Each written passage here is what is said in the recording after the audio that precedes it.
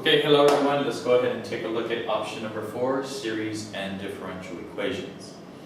Now, the series and in the series and differential equations option, series is going to be about 70 to 80% of the section of the chapter. And so what we need to do is we need to focus on that part first before we get to differential equations. And the main key concept, the question that we have to always be able to answer when it comes to series, is whether the series is going to be converging or diverging. That is going to be the absolutely key idea that we need to always keep in mind for this particular option number 4 for that first part, dealing with series.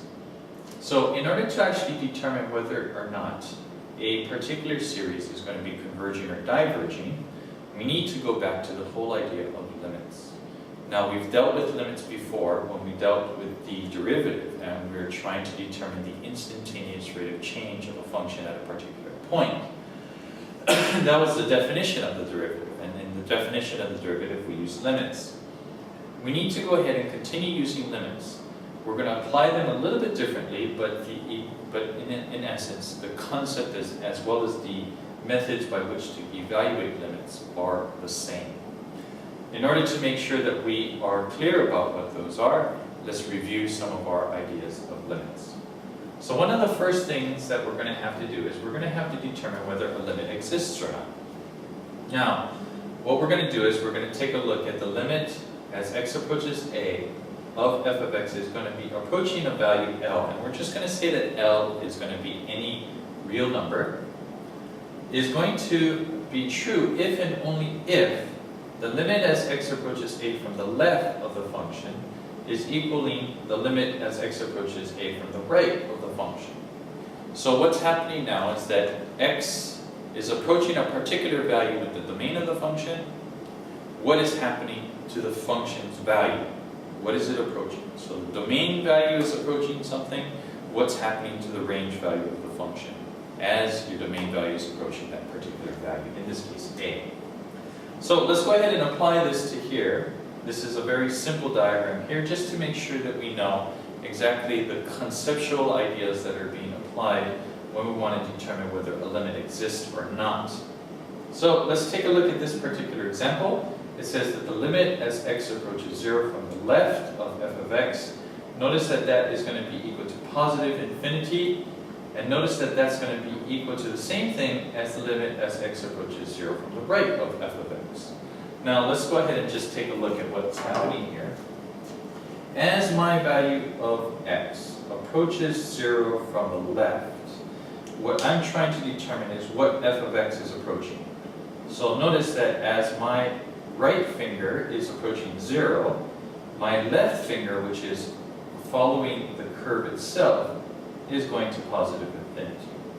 Now, if I was to do the same idea from the right-hand side of 0, and I was to go ahead and move this way, notice that what's happening is that as my right index finger is getting closer to 0, my left index finger, of course, is approaching infinity. So notice that both of these are actually going to be infinity.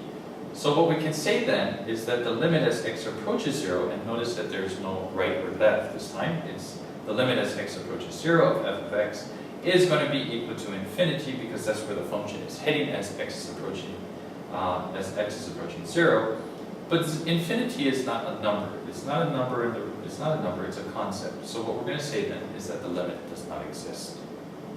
Okay, let's take a look at another example based upon this graph here. It says that what if you take the limit as x approaches 1 from the left of f of x, and notice that is going to approach 1/2. So I'm approaching 1 from this side here, and my functional value is approaching this right here, which doesn't exist on the actual function itself, but it's going to be equal to 1/2.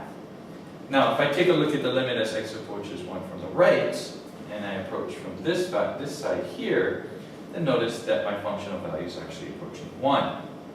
Being that these two are not equal, we say that the limit as x approaches 1 of f of x does not exist. Okay?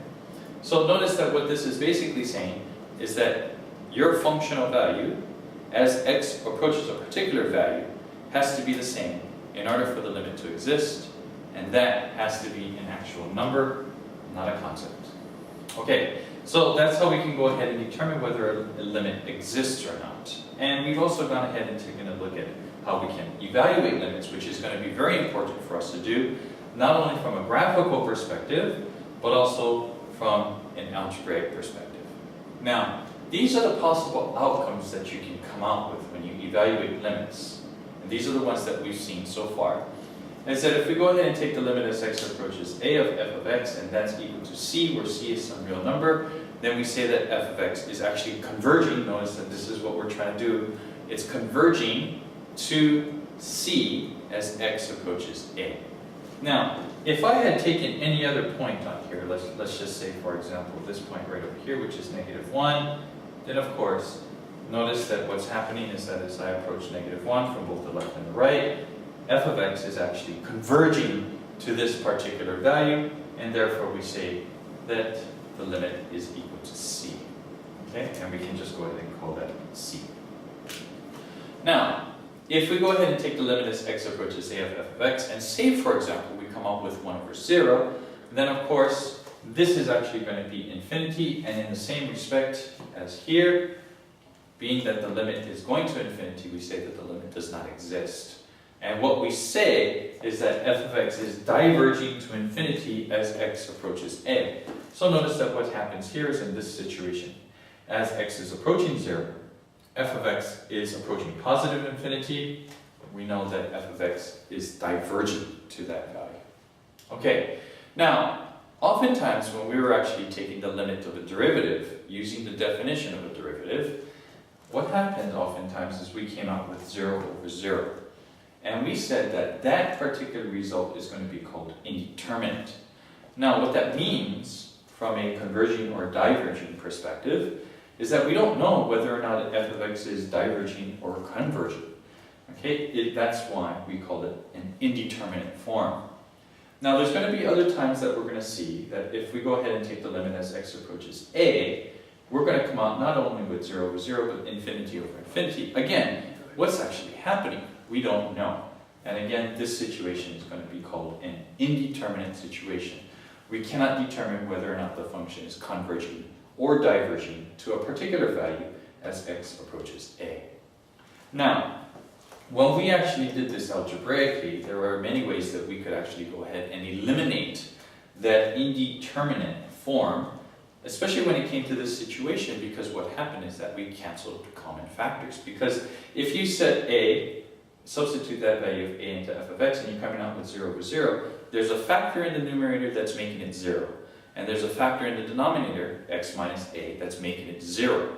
So what that means then is that if I can somehow eliminate that common factor, I can hopefully come out with something that is determinate or determinable. So what we can do is we can still go ahead and approach those types of problems by factoring, or remember by using the conjugate, to hopefully eliminate that common factor and then come up with a determinate form. But there's a simpler way, and this is called LHopital's rule. And LHopital's rule says, suppose f and g of x are differentiable functions. So in other words, we need to be able to differentiate f of x and g of x. And g prime of x is not equal to 0 on an interval which contains x is equal to a. So in other words, what's going to happen is that when we take a look down here, if we go ahead and substitute the value of a into g of x, we cannot have that being equal to 0, because otherwise then that is going to be undefined. So what we want to do then is we can say then that if the limit as x approaches a of f of x over g of x is equal to 0/0 or infinity over infinity, what we can actually do is evaluate this by actually just evaluating f prime over x over g prime over x. And we will be able to go ahead and determine whether or not this particular limit converges or diverges to a particular value. Okay, we'll go ahead and take a look at an example of that right now.